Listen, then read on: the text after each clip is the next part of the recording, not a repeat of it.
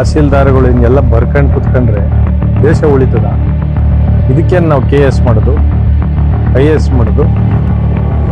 ಇರೋಬರೋ government ಜಮೀನೆಲ್ಲ ಬರ್ಕೊಬಿಡೋದ? ಸುಮಾರು 100 ಚಿಲ್ಲರೆ ಎಕರೆ bogus ಆಗಿರೋದು ದಾಖಲೆಗಳು ಕೊಟ್ಟವ್ರೆ. ಇಂಡಿವಿಜುವಲ್ ಕೆಲವೆಲ್ಲ ಕೊಟ್ಟಿದ್ದಾರೆ. ಅದನ್ನು ಫಿಲ್ಟರ್ ಮಾಡಿದ್ರೆ ಸುಮಾರು 100 ಚಿಲ್ಲರೆ ಎಕರೆ ಬೋಗಸ್ ಆಗಿರೋದು ಸುಮಾರು ಈ 8 ವರ್ಷದಲ್ಲಿ ಆಗಿರೋದು.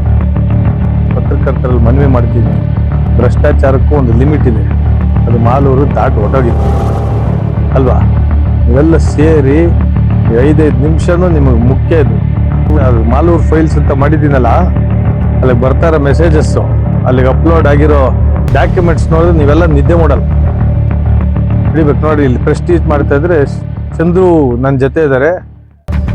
ಚಂದ್ರು ಜೊತೆ ನಾವು ಒಂದು ಎಕರೆ ಮಾಡ್ಕೊಬಿಟ್ಟಾರೆ ಅಂತ ಹೇಳೋದು. ಯಾವ್ದಪ್ಪ ಎಲ್ಲ ಮಾಡ್ಕೊಂಡಿದ್ಯಾ ಅಂತ ನೀವು ಹಂಗೇನಾರ ಆದ್ರೆ ನಿಮ್ಮ ಮುಖಾಂತರ ಹೇಳ್ತಾ ಇದ್ದೀನಿ, ನಾಳೆನೆ ಅವ್ರ ಹೆಸರಲ್ಲಿ ಏನಾದ್ರು ಇದ್ರೆ ಸರ್ಕಾರಕ್ಕೆ ತಗೊಳ್ರಿ. ಇವ್ರದ್ದು ತಗೊಳ್ತೀರಲ್ಲ, ಉಳಿದಿದ್ದು ಎಲ್ಲರದ್ದು ತಗೊಳ್ರಿ. ಹಿಂಗೆ ಯಾರು ಹೇಳ್ತಾರೆ, ಹಿಂಗೆ ಪಕ್ಕದಾಗೆ ನಿಲ್ಸ್ಕೊಂಡು ಹೇಳ್ತಾ ಇದ್ದೀನಿ. ನೀವು ಹಂಗೇನಾರ ಆತ್ಮ ಮಾಡ್ಕೊಂಡಿದ್ರೆ ನಾಳೆ ತಗೊಳ್ರಿ, ತೋರಿಸ್ಬಿಟ್ಟು. ಯಾರ್ಯಾರೋ ಸುಮ್ಮನೆ ಫೇಕ್ ಅಕೌಂಟ್ಗಳು ಹಾಕೊಂಡು ಹೇಳ್ಬೇಕಾಗ್ತದೆ. ಅದೇನಾರು ಹೇಳ್ತಿದ್ದಪ್ಪ, ಯಾಕೆ ಗುಮ್ಮಂತಿದ್ಯಾ, ದಿಗ್ಲು ಬೀಳ್ತೀಯಾ? ನೀವ್ ಹೇಳ್ದಂಗೆ 1 ಗುಂಟೆ ಯಾವ್ದಾದ್ರು ಮಾಡ್ಕೊಂಡಿದ್ರೆ ನಾಳೆನೆ ಬಂದ ಹಿಂಗೆ ಹೇಳಕ್ಕಾಗ್ತದ? ಬಂದು ಸುಮ್ಮನೆ ಫೇಕ್ ಅಕೌಂಟ್ಗಳು ಹಾಕಿ, ಫೇಕ್ ಮೆಸೇಜ್ಗಳು ಹಾಕಿ, ಜೊತೆಲಿ ಯಾರಿದ್ರೆ ಅವ್ರದ್ದು ಹೇಳೋದು. ಇವ್ರು ಎಲ್ಲಿ ಎಷ್ಟು ವರ್ಷದಿಂದ ಇವ್ರ ತಪ್ಪ. ಇವ್ರ ತಂದೆ ಬಂದು ಸರ್ವೇಯರು ಪುಟ್ಟಪ್ಪನವರು, ಇವ್ರ ತಾತ ಬಂದು ಬಯಣ್ಣವ್ರ. ಮಾಡ್ಕೊಂಡಿದ್ರೆ 100 ಎಕರೆ ಮಾಡ್ಕೋಬೋದಾಯ್ತು. ಏನ್ ನಾಗರಾಜ್ ಅವ್ರು ಮಾಡ್ಕೊಂಡಿದ್ರೆ 100 ಎಕರೆ ಮಾಡ್ಕೋಬೋದಾಯ್ತು. ದೇವೀರಪ್ಪನವ್ರು ಮಾಡ್ಕೊಂಡಂಗೆ 100 ಎಕರೆ ಮಾಡ್ಕೋಬೋದಾಯ್ತು. ಅವರೆಲ್ಲ ಮಾನ ಮರ್ಯಾದೆಗೆ ಎದುರಿ ಜೀವನ ಮಾಡಿದವರು. ಹಣ ಮರ್ಯಾದೆ ಎಲ್ಲ ಅಂದ್ರೆ ಊರ್ಕೆ ದೊಡ್ಡವ್ರು ನಾನೇ ಅಲ್ಲನಪ್ಪ. ಏನೂ ಆಗಿಲ್ಲ, ಏನು ಸಾಕ್ಷಿ ಇಲ್ಲ. ಯಾರಿಗೆ ಏನ್ ಹೇಳೋದು? ನಾನು ಹೇಳಿದ್ರೆ ಇವಾಗ ಸಾಕ್ಷಿ ಅಂತ ಇಲ್ಲ ಅಂತ. ನಾನು ಹೇಳ್ತಾ ಇರೋದು ಅಧಿಕಾರಿಗಳು ಮಿಸ್ಟೇಕ್ ಮಾಡ್ಯಾರೆ. ನಾವು ತೋರ್ಸಕ್ಕಾಗದ ಅಧಿಕಾರಿಗಳನ್ನ ಇದ್ರಲ್ಲಿ ತಿಂದಿರೋರಿಗೆ ಸಾಕ್ಷಿ ಇಲ್ವಲ್ಲ ತೋರ್ಸಕ್ಕೆ. ಇರೇನ್ ಚಿಕ್ಕಲ್ಲಿ ತಗೊಂತಾರ? ಕ್ಯಾಶಲ್ಲಿ ಎಲ್ಲೋ ತಗೊಂಡಿರ್ತಾರೆ. ಪಕ್ಕದಲ್ಲಿ ಅಕ್ಕಪಕ್ಕದವ್ರನ್ನ ಹೇಳ್ಬಿಟ್ರೆ ಅವ್ರು ಓಡೋಗ್ ಬಿಡ್ಲಿ ಅಂತ. ಓಡೋಗ್ ಏನಪ್ಪಾ ನಿಂದೇನು ಕಳಿಸ್ಬೋದು ನಾಳೆ ತಹಸೀಲ್ದಾರ್ನ? ನಾಳೆನೆ ಕಳಿಸ್ಲಿ. ನಮ್ ದೊಡ್ಡಪ್ಪ 30 ವರ್ಷ ಚೇರ್ಮನ್, ನಮ್ಮ ಅಪ್ಪನ ಸರ್ವೇಯರ್. ನೀವ್ ಹೇಳ್ದಂಗೆ ನಮ್ಮಿಂದಾನೇ ಪ್ರಾರಂಭ ಆಗ್ಲಿ. ನಾನು ಮಾಡಿದ್ರೆ ಆಗ್ಬೋದಾ? ಓಪನ್ ಆಗಿ ಯಾರು ಹೇಳ್ರಿ ಅಂತ ಹೇಳ್ತಾರ.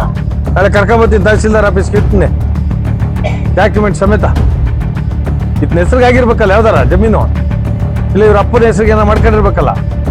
ಎಲ್ಲ ಸಮಗ್ರ ತನಿಖೆ ಆಗಬಿಡ್ಲಿ. 37 ಎಕರೆ ಫಾರೆಸ್ಟ್, ನಾಗಮನ್ ಜಮೀನು ಇವ್ರದ್ದು ಎಲ್ಲ ಆಗಬಿಡ್ಲಿ ಅಲ್ವಾ?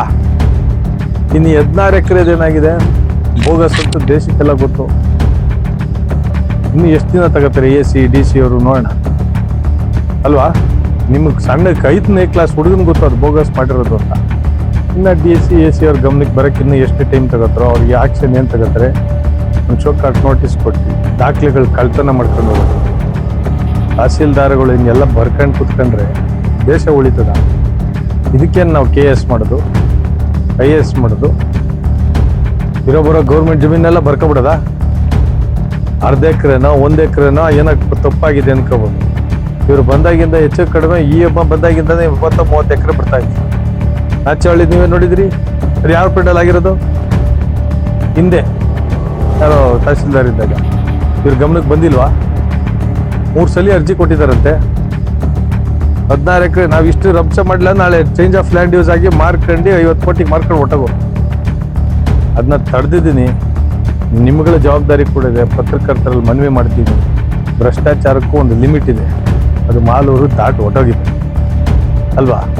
ಇವೆಲ್ಲ ಸೇರಿ 5 ನಿಮಿಷನೂ ನಿಮಗೆ ಮುಖ್ಯ ಇದು.